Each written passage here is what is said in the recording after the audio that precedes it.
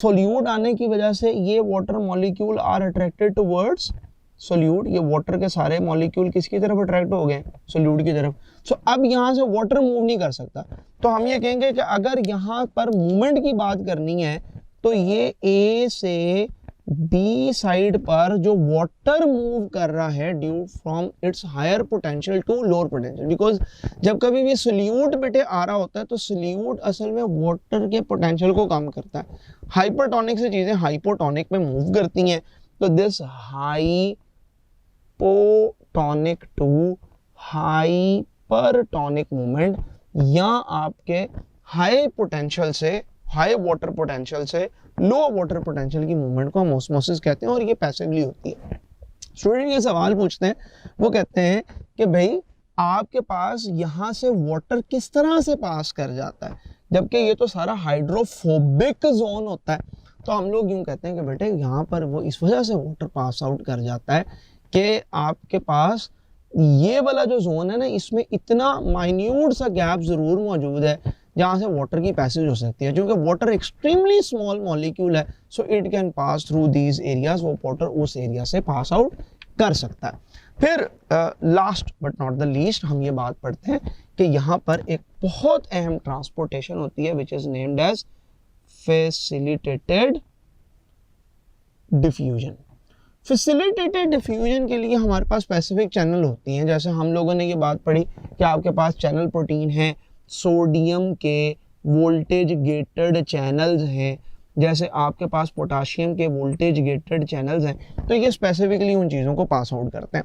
एक और बड़ी इंपॉर्टेंट चीज़ जो कि अक्सर बच्चे सवाल पूछते हैं कि सर ये बताइए कि ये जो फॉस्फोलिपिड्स आपके पास मौजूद हैं ये इस ही डायरेक्शन में क्यों मौजूद हैं, ये ऐसा क्यों नहीं होता। हम कहते हैं कि जी ये लाइक डिजॉल्व लाइक है, क्योंकि ये आपके पास नॉन पोलर सरफेस है, ये एक दूसरे के साथ मर्ज कर रही है। वो कहते हैं कि जी ऐसा भी तो हो सकता था कि पोलर एक दूसरे के साथ मैच कर जाते हैं। हम कहते हैं बिल्कुल हो सकता था, लेकिन लिविंग कंडीशंस में ऐसा नहीं हो सकता। उसकी वजह ये है कि बेटे आपके सेल के बाहर के इन्वायरमेंट में भी वाटर है और अंदर के इन्वायरमेंट में भी वाटर एग्जिस्ट करता है। क्योंकि दोनों इन्वायरमेंट्स में वाटर मौजूद है, सो ये वाला जो हाइड्रोफोबिक रीजन है ना, इसको हाइड्रोफोबिक क्यों कहते हैं, क्योंकि इसको हाइड्रोफोबिया है, इसको पानी से डर लगता है, ये पानी से डरने की वजह से इसे छुप के बैठा हुआ है, राइट।